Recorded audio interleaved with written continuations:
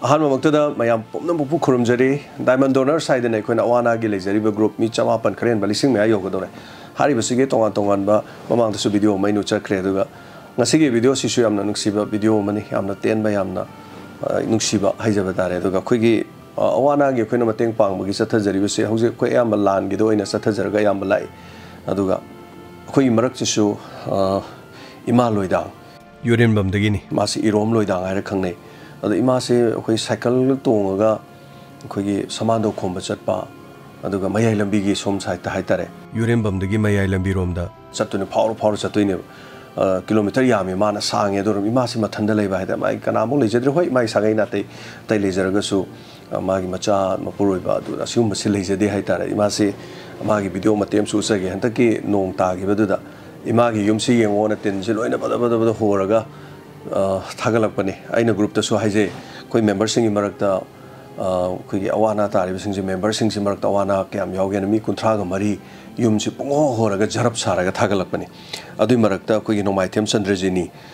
yurin jam awang lai kai ni aduga ima sigi irom Loidang aduga mana yengkhom sanathoi makoi habir ima sing sigi yum si pongo horaga dum thagale haitare ada makoi gi su koi yam bayam daba koi mai kai tin bhana mom tang lai sen adu mateng pang edu pang chap da ima koi gi irom Loidang se mai koi gi tv si yeng bio se da koi gi yum je loi ni sing chok salo koi tin manam na khallaga leiram ba hai tare adu ma se icecom de yenge icecom da Diamond tv hai ba koi gi channel si yenge hai tare ma se adana ima si gi mai mo mo to cycle ga thoraga tawjaba masa mathanta ga leiba fibam si da hai tare koi na ma gi icecom si chahi magi bill ja koi na thidok jabane aduga koi na lauthok ba kan da pukchel chawra mi koi na masak maming tak thokning da bang khang na su ima gi bill do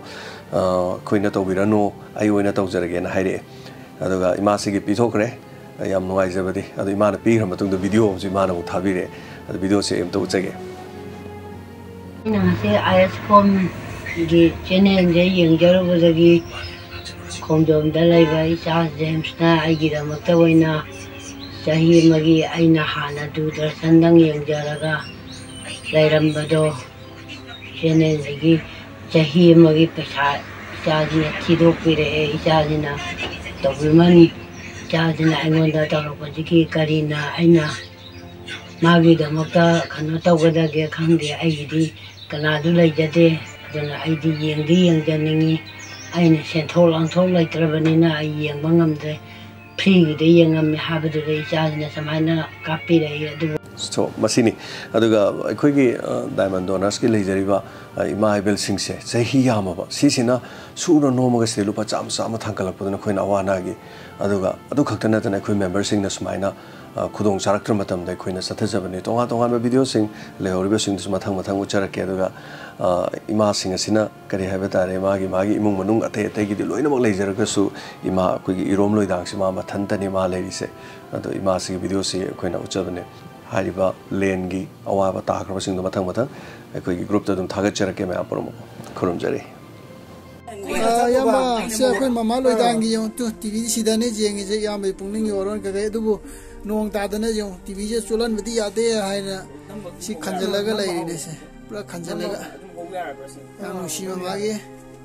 se lai re kebol dane jeng je oi tv tu kai khalla lai re ko mama Loidang ne oi se da lai re mama Loidang ge jangai padu thara wa habido adu jo mo koi de WhatsApp ki group ta jo haisabani na mama Loidang yam na le na koi gi yam ba James na ko mama mana to yoru tra lising hom khaitane ba ko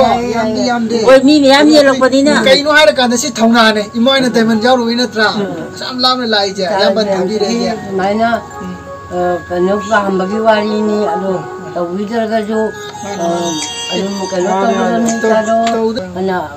mana maina haidu na haidu ko yam ba James na la ko ngam da jo chamna ko je thara ga ko mama yu ne yo hallo wa ne pira ko ne ko sino no ju chi san gi te ta ga da han ko sini ko na Diamond Donor jaw ro gi ko ngasi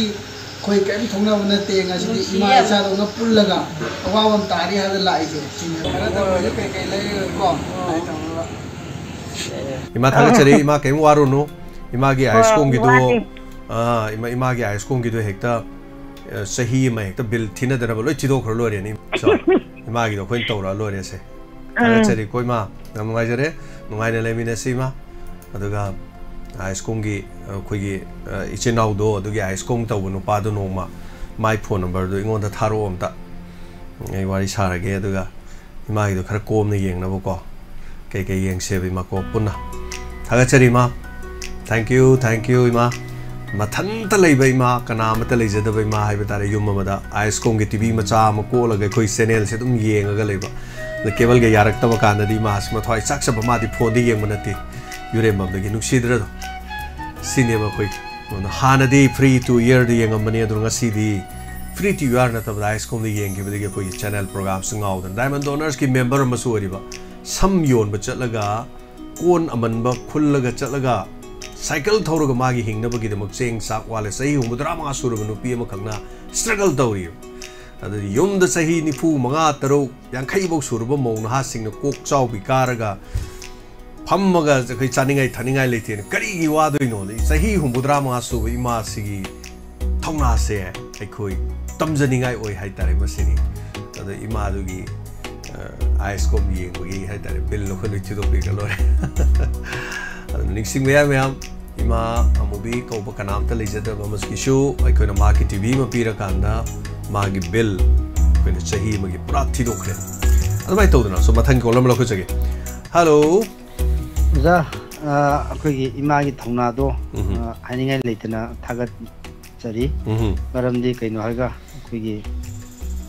Lemna Lakhpa पैसादगी मांगमना सेंगबा दुना लाखपसिना अखोगी करोड़ पाइबतिगी हेना नुआइबो हमसिमा हम तमजगे